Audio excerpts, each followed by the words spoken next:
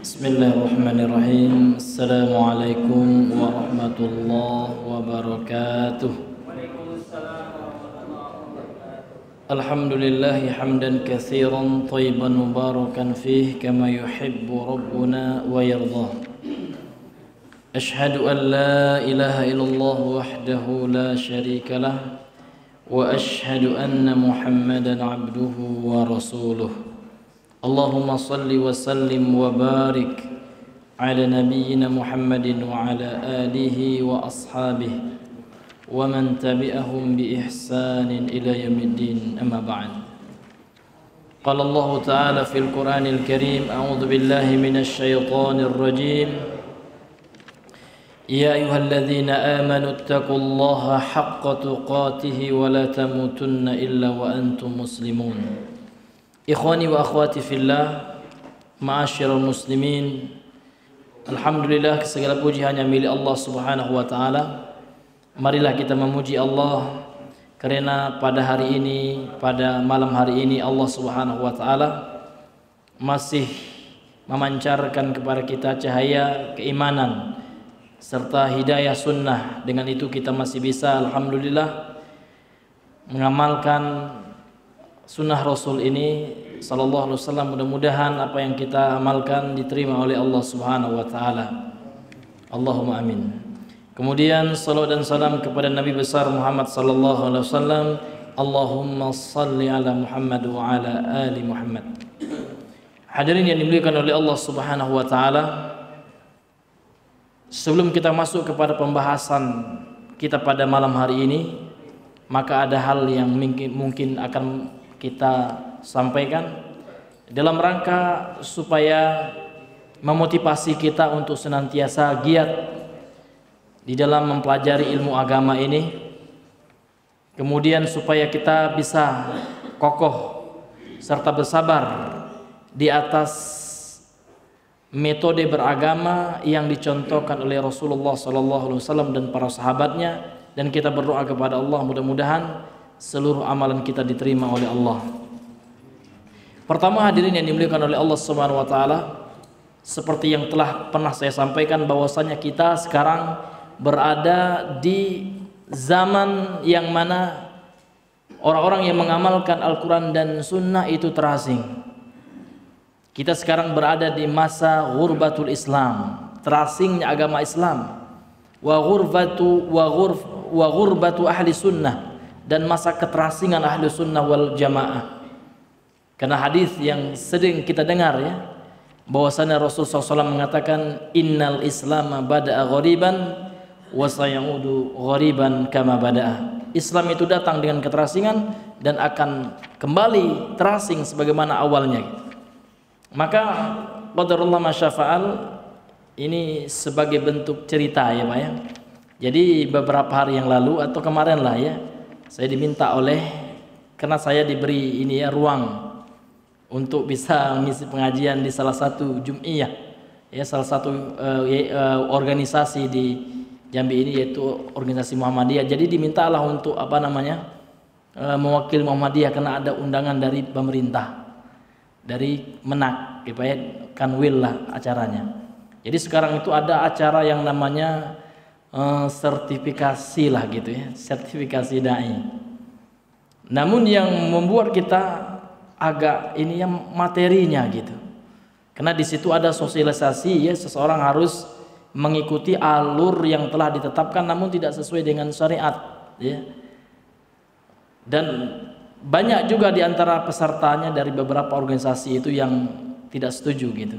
Kemudian yang saya soroti itu ada beberapa pemateri itu ya yang bicaranya tidak sesuai dengan alur ilmu gitu. Itu yang ingin saya sampaikan, beberapa syubhat gitu.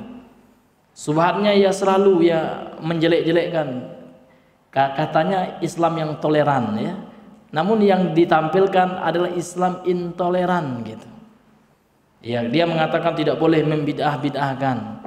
Namun ternyata dia menyesatkan gitu. Apalagi yang mereka beri julukan Wahabi. Wahabi itu luar biasa Pak, selalu dibicarakan itu. Iya. Apa sesatnya Wahabi? Kata mereka, katanya Wahabi itu merendahkan Nabi katanya. Bagaimana bentuk perendahannya? Dia diantaranya mengatakan orang tua Nabi di neraka. Padahal mereka salah paham. Padahal yang kita katakan adalah berdasarkan hadis. Jadi bukan Wahabi yang mengatakan, Rasul sendiri, hadis Sahih Muslim. Ya, ketika ada seseorang di kalangan para sahabat waktu itu, ya dia menangis, ya dia bercerita tentang orang tuanya yang sudah meninggal, maka Nabi mengatakan dalam hadisnya, hadis, ya Rasul mengatakan inna abi wa abaka finnar, sesungguhnya ayahku dan ayahmu di neraka. Jadi para ulama menyebutkan itu bahwasanya orang tua Rasulullah meninggal di atas kekufuran itu berdasarkan hadis, ya.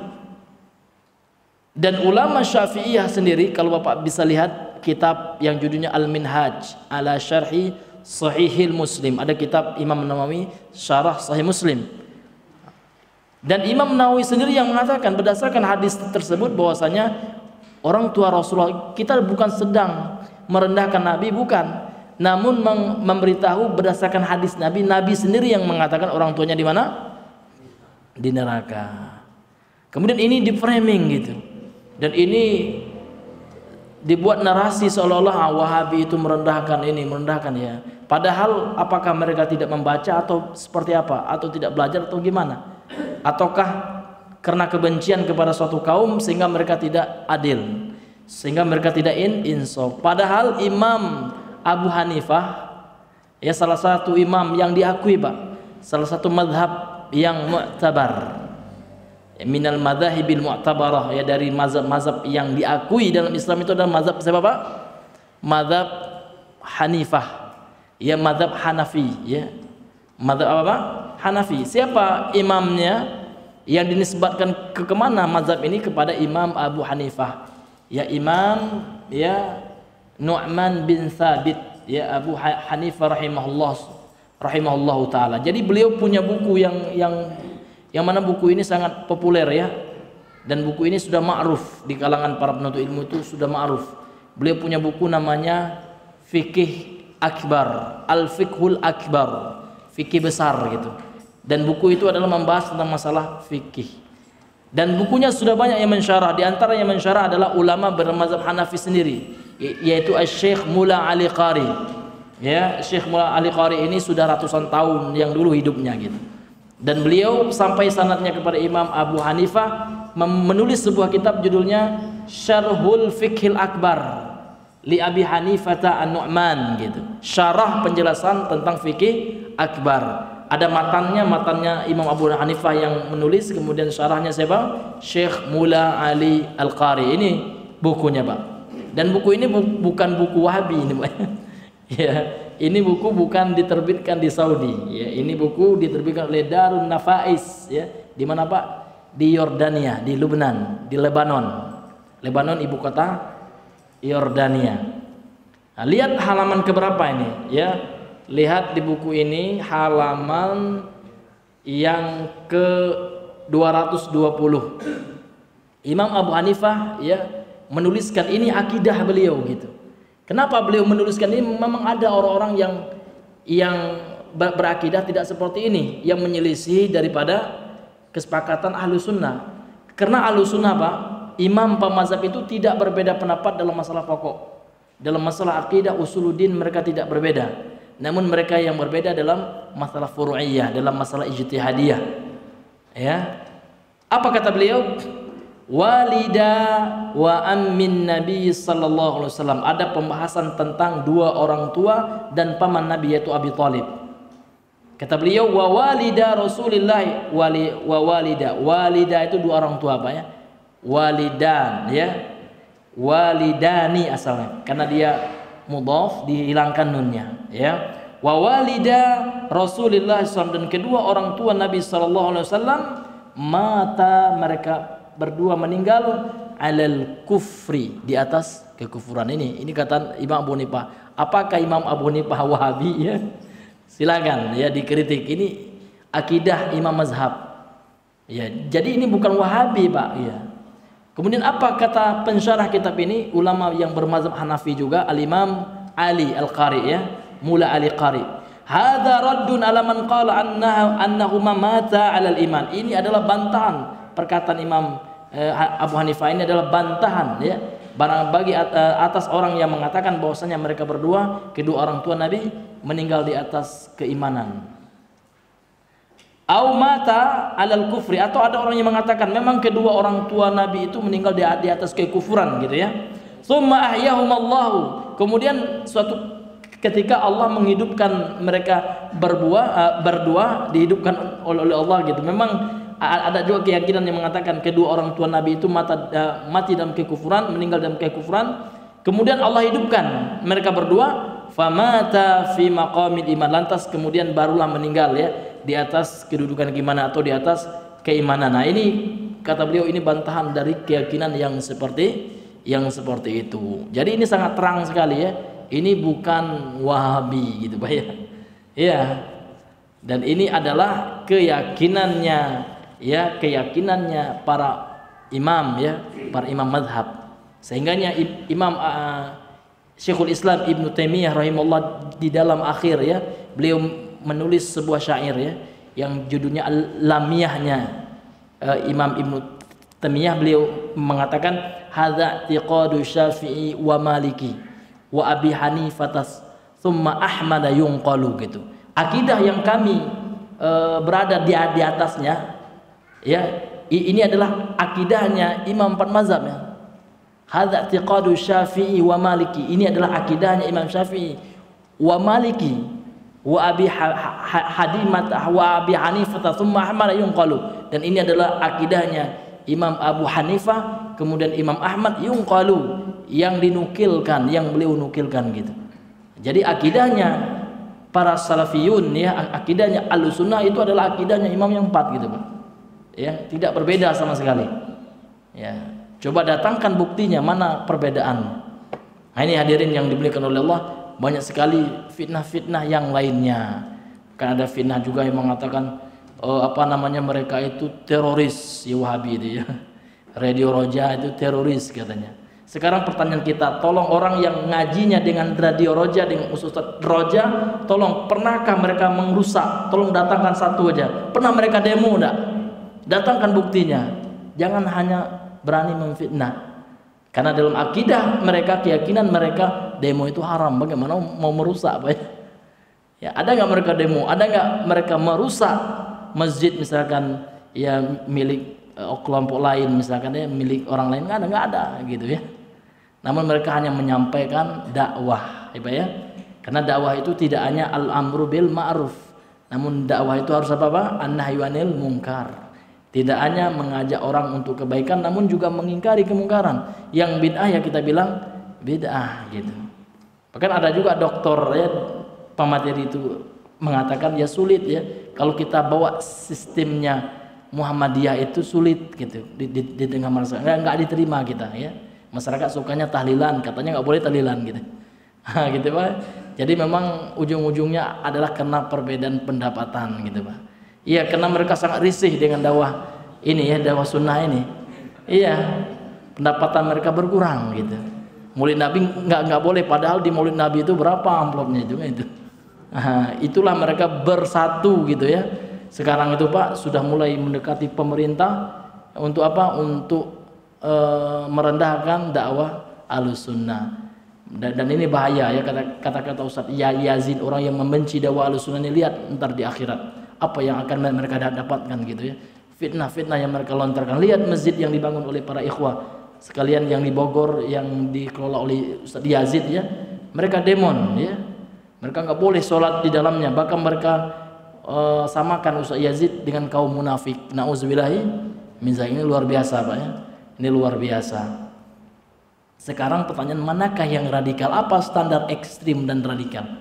Bukankah yang sudah yang mendemon itu kemudian merusak ya, merusak bangunan, kemudian memprovokasi massa, bukankah itu tindakan radikal? Lihat ya apa yang dilakukan oleh massa yang di Lombok itu, membakar mobil di pesantren As-Sunnah pimpinan Ustadz Mizan Al-Qudsiyah itu ya. Kemudian melarang pembangunan masjidnya, kemudian merusak pondok pesantrennya. Apakah ini bukan radikal? Sekarang siapa yang sebenarnya intoleran gitu? Ini luar biasa Pak ya, luar biasa. Namun ini sudah menjadi sunnatullah, orang-orang yang di atas sunnah itu pasti diuji. Maka untuk itu kita harus tetap bersemangat ya, tetap bersabar ya, dan istiqomah ya di dalam menjalankan agama, menjalankan sunnah ini. Insyaallah ya Allah Subhanahu wa taala akan memberikan pertolongan kepada kita. Inna ma'al usri yusran. Sesungguhnya di dalam kesulitan itu kalau kita sikapi dengan sabar, insyaallah ada kemudahan dari Allah Subhanahu wa taala. Dan Ahlussunnah itu berbicara di atas ilmu, ya. Mereka tidak mengajak kepada kebodohan, namun mereka mengajak ya kepada sunnah Rasul sallallahu alaihi wasallam berdasarkan Al-Qur'an dan sunnah dan pemahaman para sahabat dan para imam ya, imam mazhab ya. Ini hadirin yang dimuliakan oleh Allah Subhanahu wa taala. Ini luar biasa sekarang nih ya. Makar-makarnya, wa makaru ya makarallah wallahu khairul makirin ya. Tipu daya mereka, makar mereka yang ingin menghantam ya, menghambat, menghalangi dakwah Ahlussunnah ini. Namun kita harus yakin bahwasanya Allah lah yang menjaga dakwah ini ya, menjaga ya agama ini gitu, menjaga orang-orang yang mengajak kepada Al-Qur'an dan sunnah dengan pemahaman Rasulullah dan para sahabatnya gitu Pak. Taib, kita lanjutkan bahwasanya pada pertemuan kita sekarang ini kita sudah masuk kepada bab takut kepada syirik ya. Sudah kita jelaskan kemarin secara ringkas tentang masalah kesyirikan. Sekarang kita masuk kepada perkataan daripada pensyarah kitab ini, dan Syekh Muhammad bin Abdul Wahhab At-Tamimi beliau membawakan dua dalil yang menunjukkan kita akan takutnya, kita harus takut kepada syirik itu Pak. Ada dua dalilnya. Yang pertama An-Nisa ayat 48 dan An-Nisa ayat 116, yang mana Allah Subhanahu wa taala berfirman, "Innallaha la yaghfiru ay yushraka bihi wa yaghfiru ma duna dzalika liman yasha." Kemudian dalam surah Ibrahim ayat 35, wa qala al-Khalilu alaihi salam wajnubni wa baniya an na'budal asnam. Sekarang kita masuk kepada perkataan dari pensyarah kitab ini, yakni Syekh Shalal Al-Fauzan hafizahullah taala. Qala syarihu hafizahullah taala, munasabatul babi li kitab tauhid ya. Korelasi atau kesesuaian antara bab ini, bab yang menjelaskan tentang takut kepada syirik gitu ya. Wajibnya takut kepada syirik. Apa korelasi bab takutnya, wajibnya seorang takut dari kesyirikan dengan kitab tauhid? Apa hubungannya apa? Kenapa kita harus takut dengan syirik? Apa hubungannya wajibnya kita takut dengan syirik dengan pembahasan tauhid gitu. Ini yang akan beliau jelaskan. Kemudian beliau mengatakan annal musannif rahimahullahu taala lamma dzakara tauhid wa fadlahu wa tahqiqahu nasaba an yadhkura al-khawfa min diddihi wa wasyirk. Sesungguhnya penulis yakni Syekh Muhammad ya bin Abdul Wahhab At-Tamimi rahimahullah ketika menyebutkan tentang tauhid, keutamaannya, kemudian keutamaan orang yang mengamalkannya, nasaba an yadhkura al-khawfa min diddihi, kemudian sangat cocok, sangat tepat sekali beliau menyebutkan ya akan pentingnya takut ya dari syirik ya, yang mana syirik itu adalah min diddihi, lawan dari tauhid yaitu kesyirikan. Jadi pada pembahasan yang lalu beliau telah menjelaskan kepada kita keutamaan tauhid gitu. Kemudian keutamaan orang yang mengamalkan tauhid, orang yang merealisasikan tauhid, maka sangat pas sekali kata beliau, sangat cocok sekali. Lantas kemudian beliau menyebutkan ya lawan dari syirik itu yakni kesyirikan, dan sangat pas sekali diawali dengan wajibnya seorang takut, khawatir terjerumus ke dalam perbuatan syirik gitu.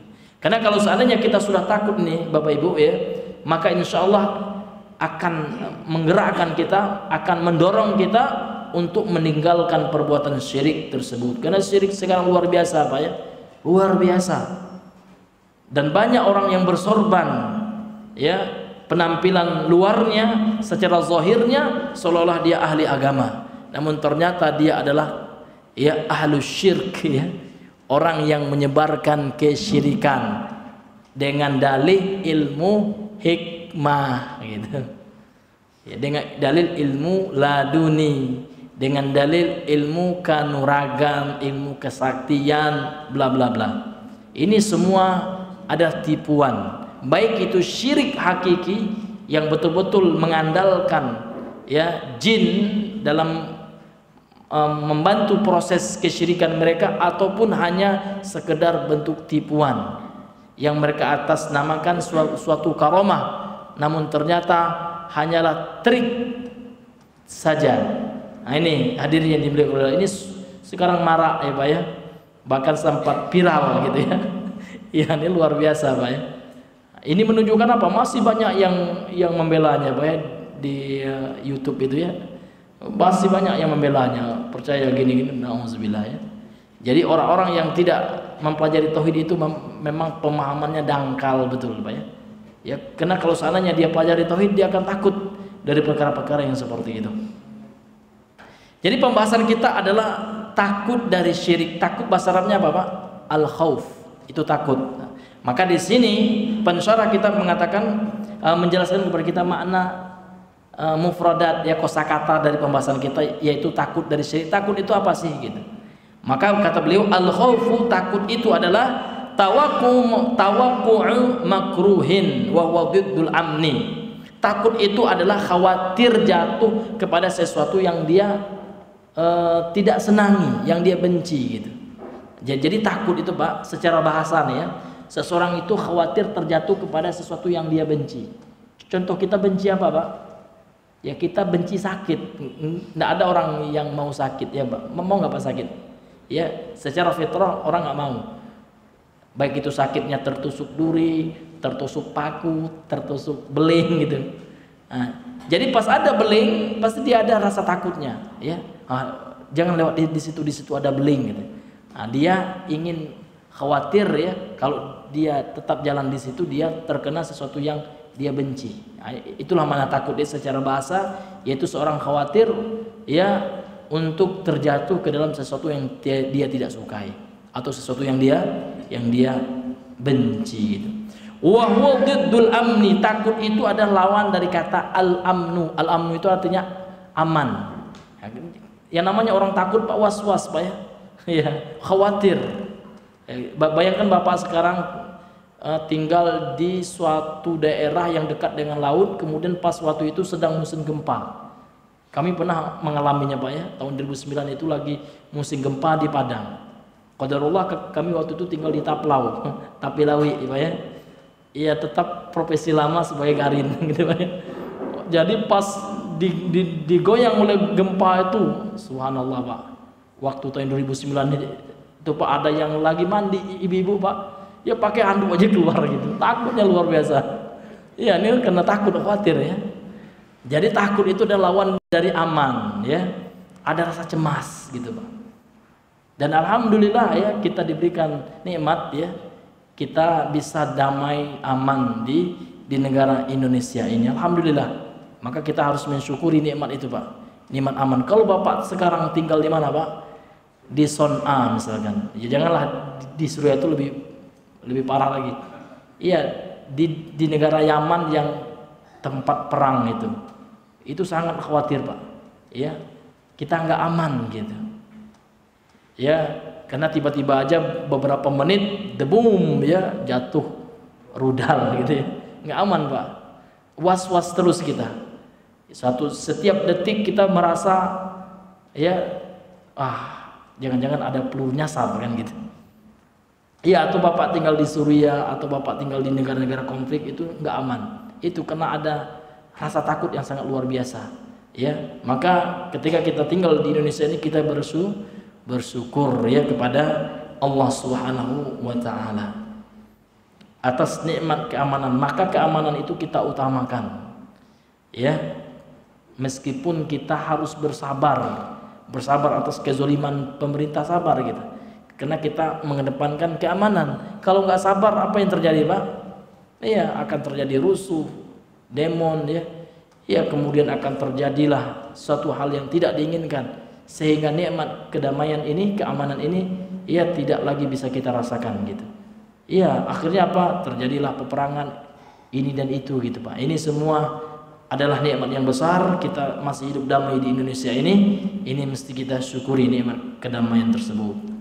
Kemudian syirik, takut dari syirik. Nah, syirik pada pertemuan yang lalu sudah kita jelaskan ya, mana syirik secara bahasa. Kemudian syirik menurut syariat salah satu definisinya, pengertiannya ini disebutkan oleh beliau pensyarah kitab ini, asyirku, syirik itu pengertiannya adalah kata beliau sarfu syai'in minal ibadati li ghairillahi, ya, memalingkan sesuatu dari jenis ibadah untuk selain Allah. Ini makna syirik, ya. Syirik terutama syirik dalam peribadahan ini Pak, ya. Syirik dalam uluhiyah, peribadahan kepada Allah. Memalingkan suatu jenis ibadah kepada selain Allah. Apa saja jenis ibadahnya itu Pak? Apa saja?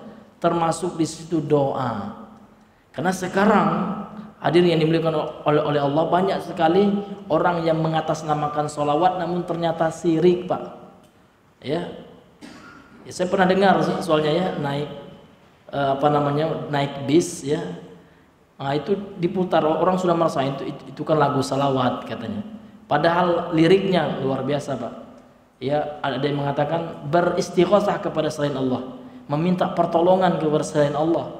Allah, Allah, aghithna ya Rasulullah. Nauzubillah itu. Aghithna itu apa artinya aghithna itu Pak? Ya Allah berikan pertolongan. Kalau sedang musim paceklik, al-ghaith itu maknanya hujan. Makanya doa hujan itu Pak, ketika sholat istisqa itu apa doanya? Allahumma aghithna, Allahumma aghithna, ya Allah beri pertolongan kepada kami, beri hujan gitu. Nah, ini dia enggak minta kepada Allah, dia minta kepada selain Allah. Meskipun itu nabi pun ini syirik Pak. Karena nabi itu enggak bisa mengabulkan doa, yang mengabulkan doa itu Allah. Namun nabi bisa berdoa, bisa gitu. Waktu nabi hidup, sahabat bertawasul kepada nabi, ya Rasulullah tolong doakan kepada Allah. Seperti Ukasyah bin Mihsan pada hadis yang sebelumnya. Ya Rasulullah katanya, ud'ullah li gitu.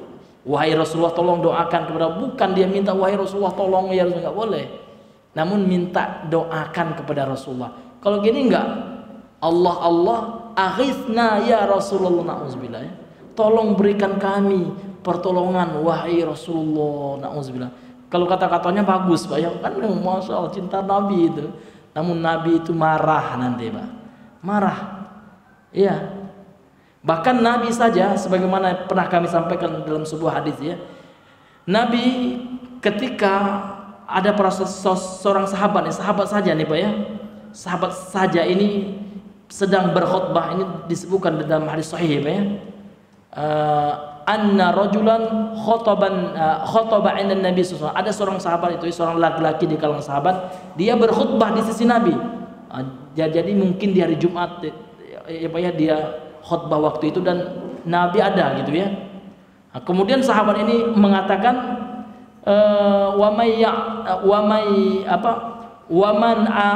atau Allah wa man yuti'illaha, ya, wa may yuti'illaha wa rasulahu, ya,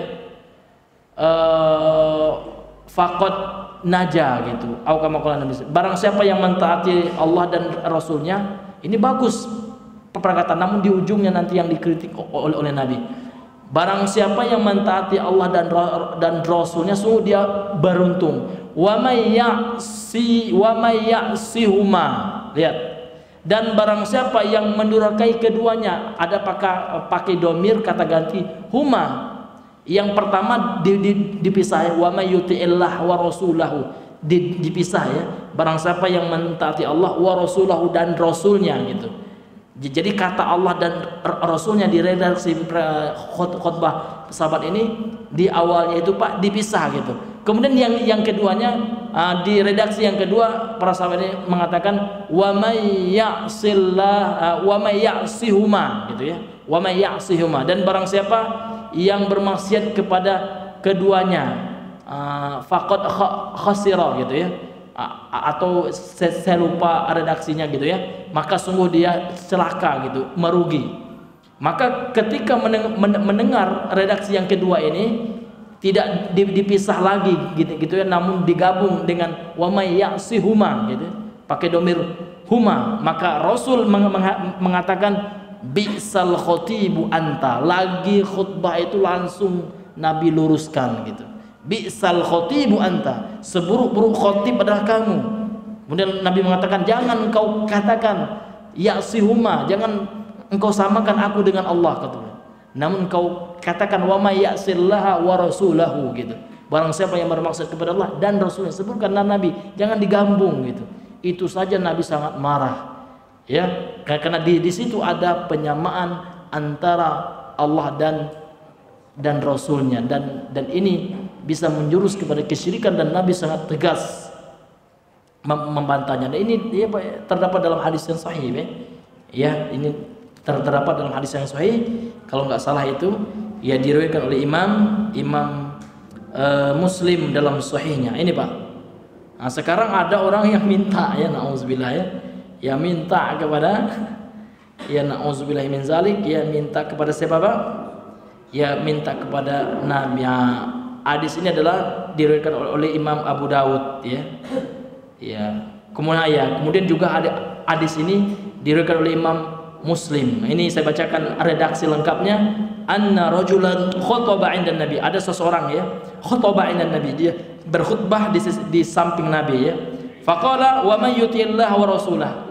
Laki-laki ini mengatakan, barang siapa yang taat kepada Allah dan Rasulnya, faqad rasyada. Ini kalimatnya, sungguh dia mendapatkan bimbingan, mendapatkan irsyad ya. Wa may ya'sihuma, dan barang siapa yang bermaksud kepada keduanya, tidak dipisah lagi, digabungkan dengan domir huma gitu, faqad ghawa, sungguh dia celaka gitu ya, sungguh dia tersesat. Faqala Rasulullah SAW, lantas Nabi berkata ketika mendengar perkataan ini, bi'sal khatibu anta, seburuk-buruk khatib adalah kamu. Wa qul wa may ya'sillaha wa rasulahu, ya katakanlah, wa may ya'sillaha, barang siapa yang bermaksud kepada Allah, wa rasulahu, dan rasulnya, sebutkan kata rasul gitu, jangan digabungkan dengan kata ganti keduanya, wa may ya'sihuma, jangan itu gitu. Ini dan hadis ini ya diriwayatkan oleh Imam Muslim dalam sahihnya, nomor hadis 261. Ini Pak, ini menunjukkan apa? Menunjukkan ini ada potensi syirik gitu. Jadi Nabi sangat tegas. Jadi memang dalam agama ini memang ada saatnya kita itu harus tegas Pak. Jadi kenapa Nabi itu tegas ya dalam masalah ini? Karena yang berbicara itu sahabat yang sudah berilmu. Nabi tahu ini bukan orang awam gitu. Kalau Nabi pun agak keras, maka keimanannya sudah mantap. Nah, terkadang orang melupakan dalil-dalil yang ini, cuman berdalil dengan hadis badui yang masuk masjid ya, dia kencing lantas Nabi nggak menyalahkannya. Karena Nabi tahu ini badui baru masuk Islam ya, baru mengenal Islam gitu Pak ya. Ya keimanannya masih lemah, makanya Nabi terkadang lembut. Jadi yang namanya hikmah itu Pak tidak selalu lembut gitu ya. Jadi hikmah itu adalah menempatkan sesuatu pada tempatnya. Terkadang kita lihat konteks, kita lihat orangnya. Kalau orangnya itu baru ngaji misalkan, iya, maka kita harus lembut ya Pak ya. Atau dia baru mengenal Islam, baru mau hijrah, jangan pula kita keras gitu ya. Orang baru hijrah ya kan, misalkan sekali-kali dia makan dengan tangan kiri, dia belum tahu, mungkin jangan kita nanti ini setannya makan tuh Pak, jangan gitu. Maka kita tuh lihat, terkadang kita memang harus keras juga ya kepada orang yang sudah tahu ya kan, kepada orang yang memang kalau seandainya kita keraskan ada masalahnya, ada kebaikannya ya, seperti itu ya. Wallahu a'lam bishawab. Kemudian kata beliau, la yaghfiru ayyushraka bih ya. Innallaha la yaghfiru ayyushraka bih, sesungguhnya Allah tidak mengampuni dosa orang yang berbuat syirik. Ai la ya'fu an abdin laqiyahu wa huwa ya'budu ghairahu, yaitu maksudnya apa? Allah tidak memaafkan ya hamba yang bertemu dengan Allah sedangkan dia menyembah selain Allah. Artinya Bapak Ibu, orang yang meninggal kemudian dia tidak bertobat dari keyakinan, mungkin dia ada keyakinan syirik ya, dia meyakini bahwasanya boleh ya di samping meminta kepada Allah ya boleh juga meminta kepada selain Allah, minta kepada nabi, minta kepada malaikat ya, minta kepada orang saleh yang telah wafat ya. Ini syirik nih Pak ya. Jadi dia meyakini boleh beribadah kepada selain Allah, boleh sujud ya kepada selain Allah, boleh kita sholat tidak hanya untuk Allah. Ini na'udzubillah, ini adalah perbuatan syirik. Jadi Allah tidak mengampuni Pak, Allah tidak mengampuni orang-orang yang berbuat syirik besar ini ketika dia meninggal sedangkan dia tidak bertobat. Kalau bertobat bagaimana Pak Ustadz? Ya Allah ampuni semuanya, semua dosa termasuk syirik apapun dosanya, kalau seorang itu bertobat, pasti Allah ampuni. Namun dengan syarat dia memenuhi persyaratan taubat. Jangan tobat hanya di lisan aja. Ya Allah, saya tobat dari syirik. Besoknya dia datang lagi ke dukun. Nah, itu karena taubat itu adalah meninggalkan, kembali kepada Allah, Pak ya. Kemudian meninggalkan dosa-dosa yang telah dilakukan dengan penyesalan gitu. Kemudian mengganti dengan amal soleh, itu yang tobat ya. Bukan tobat hanya di mulut saja. Ya Allah, saya tobat. Ya Allah, saya enggak lagi ya bergaul dengan riba ini ya. Nah, besoknya dia masuk leasing ya. Kan itu namanya enggak tobat itu, Pak ya. Itu hanya perkataan saja tobat gitu. Karena tobat itu butuh realisasi, Pak ya. Butuh aplikasi kan gitu. Kemudian wa yaghfiru maduna dzalik, dan Allah mengampuni yang selain itu, yang selain syirik gitu maksudnya. Ayaghfiru maduna syirki minadz-dzunub, yaitu Allah mengampuni ya yang selain syirik dari dosa. Jadi dosa selain syirik ini tidak hanya selain syirik, ini dibawakan contoh syirik ya. Padahal apa nama itu maksud beliau adalah seluruh dosa-dosa yang bisa membatalkan keislaman. Termasuk di situ syirik ya, syirik itu nomor 1 ya. Iya, dan seluruh dosa-dosa yang membatalkan keimanan. Apalagi Pak, ada yang 10 naqidul Islam itu yang secara umum ya. Iya, seperti apa? Seperti istihza ya, orang yang mengolok-olok agama. Kalau orang meninggal kemudian tidak sempat dari mengolok-olok agama, ini salah satu kekufuran itu. Ini juga tidak diampuni oleh Allah Subhanahu wa taala. Orang yang mencela Allah, yang mencela Rasul gitu. Iya, banyak juga sekarang kayak orang yang mencela Rasul gitu, atau yang menjadikan syariat Islam sebagai bahan komedi ya, bahan candaan. Ini ya ada juga yang seperti itu ya. Nah, ini luar biasa Pak ya. Padahal itu semua adalah dosa yang sangat besar, bahkan termasuk pembatal keislaman.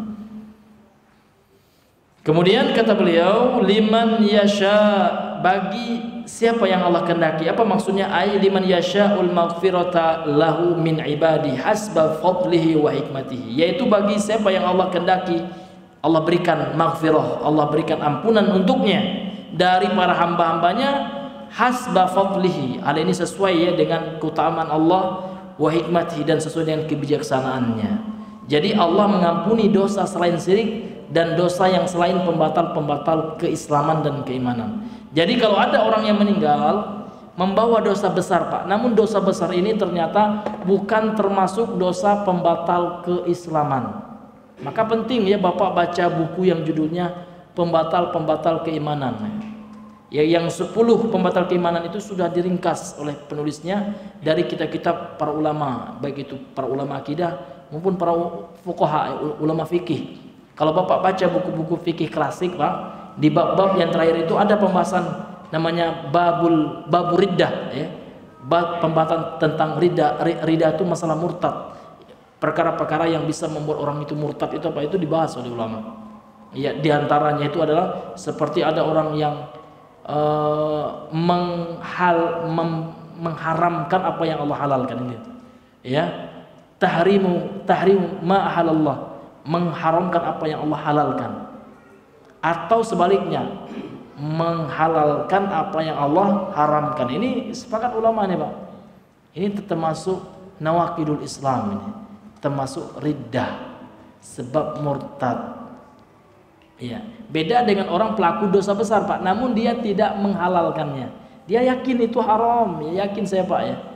Ya kalau ditanya hati kecilnya, keyakinan Bapak tentang zina ini apa? Ini pezina nih Bapak nih, Pak. Keyakinan Bapak tentang zina nih apa? Ya zina itu ya haram, saya yakin. Namun karena memang ya senangnya happy ya. Iya, memang mengedepankan syahwat gitu ya. Dia berzina gitu. Ya, maka dia nggak kafir Pak. Kenapa? Karena dia tidak menghalalkan apa yang Allah haramkan. Namun dia terancam dengan neraka Pak ya. Diancam, namun nggak dipastikan gitu. Diancam saja sesuai dengan kehendak Allah saja. Jadi berbeda dengan orang yang misalkan ada orang yang dia nggak berzina nih Pak, namun dia meyakini zina itu nggak apa-apa, asal suka sama suka gitu. nggak apa-apa. Kalau keyakinan saya, katanya, kalau menurut saya zina itu nggak apa-apa. Ini nggak berzina nih orang ini ya. Tapi saya nggak suka aja zina itu, karena zina itu bisa menyebabkan penyakit ini, penyakit itulah gitu. Jadi dia tetap kafir orang. Nauzubillahi min zalik ya. Walaupun dia tidak berzina, namun ketika dia menghalalkan zina, maka bisa menjerumuskan ke dalam kekufuran. Wallahu a'lamu bishawab. Baiklah Bapak Ibu yang dirahmati oleh Allah, karena mengingat waktu salat Isya sudah masuk, kita cukupkan sampai di sini dulu pembahasan kita. Insyaallah di lain waktu kita sambung. Subhanakallahumma bihamdika asyhadu an la ilaha illa anta astaghfiruka wa atubu ilaik. Assalamualaikum warahmatullahi wabarakatuh.